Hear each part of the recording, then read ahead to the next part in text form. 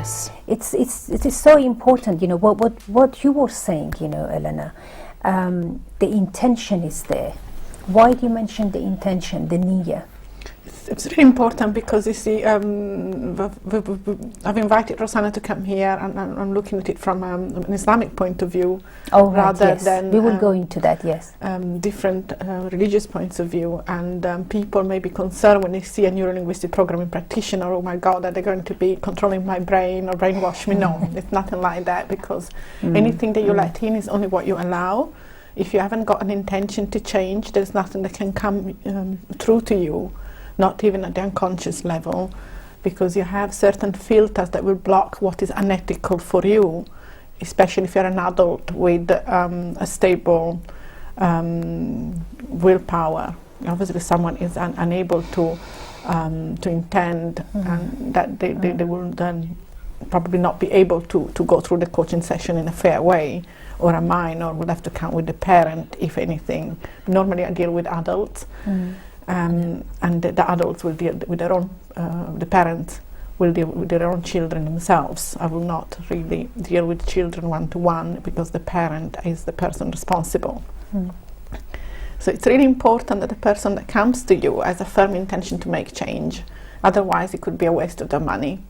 And so by giving them a task and of course the time. Yeah. So that selection is so important, and also in Islam we don't do anything without saying Bismillah. We don't do anything without our niyyah. We don't even start our prayers. We don't start a new venture without having a firm intention to do so. In neurolinguistic programming, you do an intention setting, where the intention, the goal is clearly defined, is written in a concise statement of one sentence, and I get people to actually write 3 pages, one about the goal from a point of view that is financial, the goal that is from the point of view, the same goal that from a social point of view, and the same goal from a health point of view, because we are holistic being. So each aspect of our lives is interconnected. So whichever your goal is, if your goal is to improve the relationship with your children, it would have an impact on your financial situation as well as your health. So it's important that all aspects are reflecting upon before even beginning. So that is not writing essays, it's just quickly writing down a few bullet points, whatever comes through your mind without reflecting, even at the unconscious level. It doesn't have to be reflected, it doesn't have to be in good grammar, but it's just to show that you've actually taken a bit of time or scribbling a few notes. You have to be prepared to do a minimum of effort before you begin, because there is the intention, even in Islam, has to be sustained by effort. And so if you want to get most out of your coaching, out of any therapy, you have to be prepared to actually take action soon afterwards. So actions will be defined and written down in a clear way. There can be a few things that can be quite life-changing. And you'll always come with one problem at a time, one specific goal. It has to be defined, it has to be doable within a reasonable time, within the next 2 or 3 months. It has to be quantifiable and quite definite in time, and something that you very much going to do as soon as you finish the session, and to be successful. If the person from the beginning doesn't have this niyyah, does not write it down, or let's say, well, you're not really ready to begin working with me, and it's not in your interest to spend money or to receive this guidance, or no changes you want, because you aren't ready, then I can facilitate you by leading you through conversational techniques, what's called conversational hypnosis in case of NLP. Also a conscious value setting, where I actually elicit your real values regarding your goal.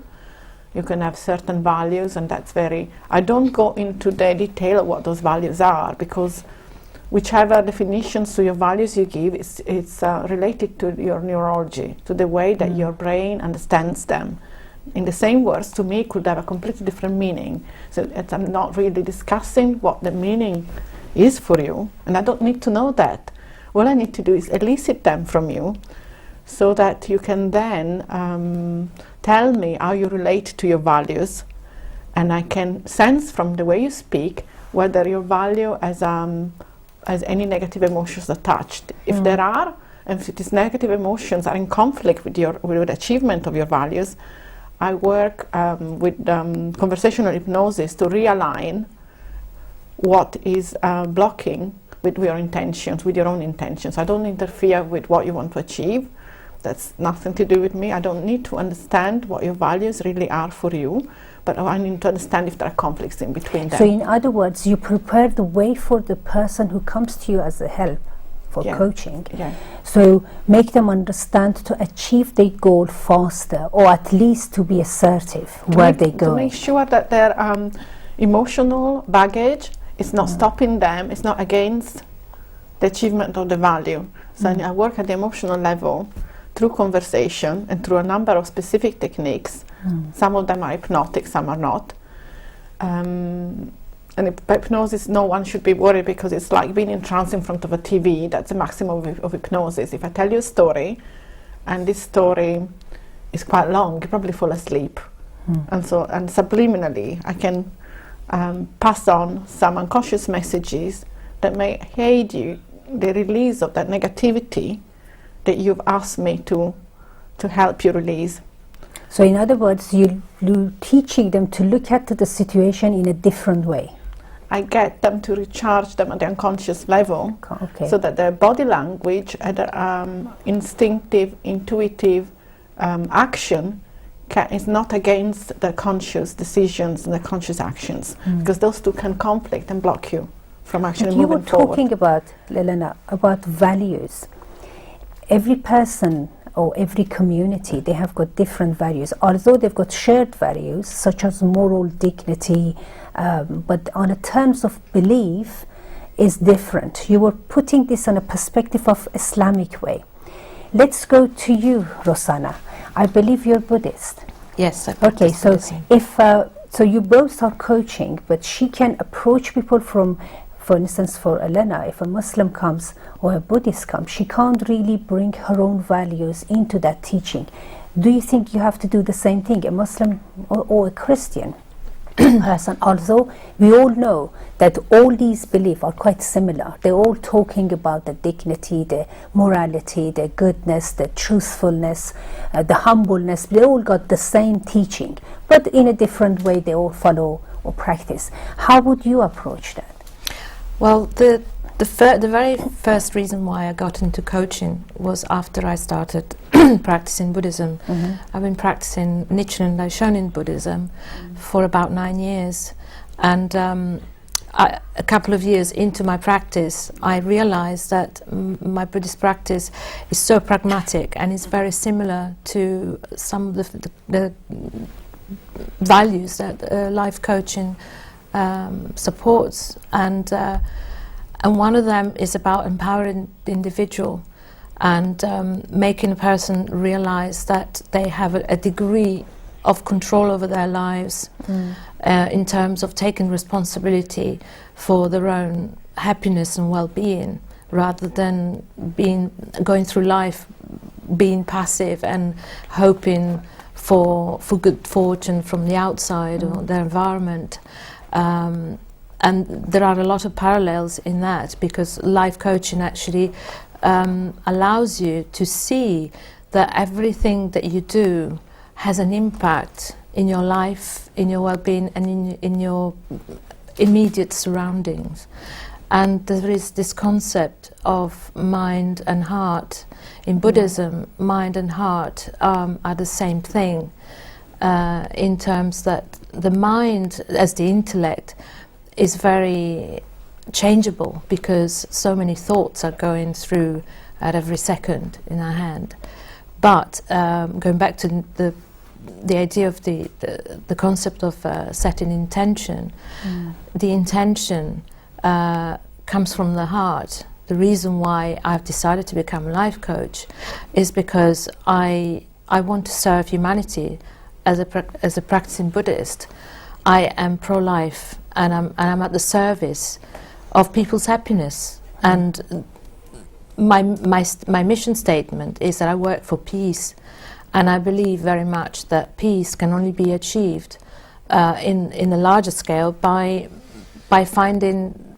aiding someone to find peace each individual, one by one, will become peaceful in their own life and in their own environment, and then it's like a ripple effect.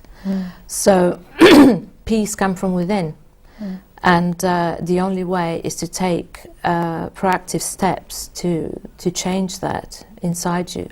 And as a life coach, one of the things through the relationship, extend the relationship through with the sessions, another thing is very important. The coach keeps you accountable for your intentions and throughout your journey, for your actions. Yeah, throughout your journey. People, in my case, I use there's also a technique I use at the beginning of a life coaching journey. If the client decides that wants to go ahead and is ready for change, makes a commitment. The commitment is very important, and in Buddhism we have this vow as a commitment, so that it will help us to overcome any obstacles at the crucial time when you feel like you don't know what you're doing, or if you lose focus, you are brought back to that initial commitment. And in life coaching, at the beginning of each life coaching journey, I draw a contract between myself and the client, and I list a series of things that I promised I will do. To be totally honest, to be listening, to be there, to really aid, to do my best for their success. And at the same time, they will vow, and they will make the commitment that they will do the work from week to week. At every session, we actually arrange to have something. If they decide to take certain actions, they also decide that they will take certain action by the week after. And if at the next session the action wasn't taken or wasn't successful, there is no judgment. There is absolutely no judgment, but very strict. Yeah, and so we explore ways of why that didn't happen, why that change didn't occur, because maybe there was a different way to reach it. So in a way for you to explore which other way you can tackle this stuff.